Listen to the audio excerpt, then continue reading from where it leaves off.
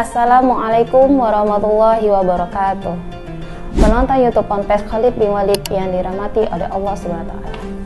Materi kali ini yang ingin saya sampaikan berjudul menjaga keikhlasan dalam ibadah. Kita semua tahu bagaimana kedudukan ikhlas dalam ibadah seorang hamba. Kita semua juga tahu bahwa keikhlasan merupakan salah satu syarat utama diterimanya sebuah ibadah.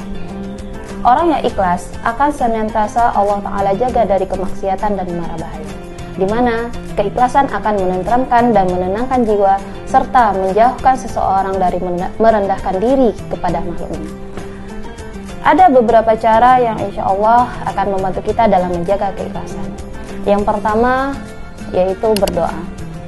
Allah SWT bisa membolakkan hati manusia seperti yang Ia inginkan. Oleh sebab itu, mintalah selalu kepada Rabb kita yang memiliki kuasa penuh terhadap hidayah. Mintalah selalu keikhlasan dalam ibadah kepada Allah SWT. Yang kedua yaitu menyembunyikan amal. 7 golongan yang dinaungi Allah dalam naungannya pada hari di mana tidak ada naungan kecuali naungannya. Di antaranya, seseorang yang bersedekah dengan satu sedekah, lalu ia menyembunyikannya sehingga tangan kirinya tidak tahu apa yang diinfakkan oleh tangan kanannya. Hadis riwayat Bukhari dan Muslim. Yang ketiga yaitu jadikanlah Nabi dan orang-orang soleh sebagai panutan. Allah Subhanahu wa taala berfirman, A'udzubillahi minasyaitonirrajim. Bismillahirrahmanirrahim. Ulaikal ladzina hadallahu fabihudahu muqtadih. Yang artinya, mereka itulah para nabi yang telah diberi petunjuk oleh Allah, maka ikutilah petunjuk mereka. Yang berikutnya yaitu menganggap kecil amalan yang sudah dilakukan. Di antara hal-hal yang merusak diri seorang hamba adalah merasa puas dengan dirinya sendiri, merasa kagum dengan amalan yang telah ia lakukan. Sungguh, perbuatan semacam ini akan memperkeruh keikhlasan atau bahkan mencabut keikhlasan itu sendiri.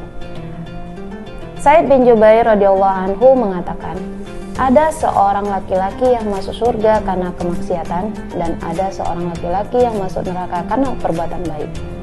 Dikatakan kepadanya, bagaimana mungkin hal seperti ini terjadi? Maka Sa'id bin Jubair menjawab, seorang laki-laki pernah melakukan kemaksiatan, lalu setelahnya ia senantiasa merasa takut akan hukuman Allah karena kemaksiatan dia dulu. Lalu ia pun bertemu dengan Allah, maka Allah ampuni dirinya dikarenakan rasa takut tersebut kepadanya.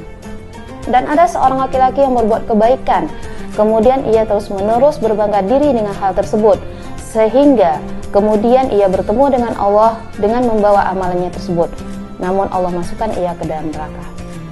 Sungguh, keikhlasan memerlukan perjuangan, baik itu sebelum beramal, saat beramal, maupun setelah beramal.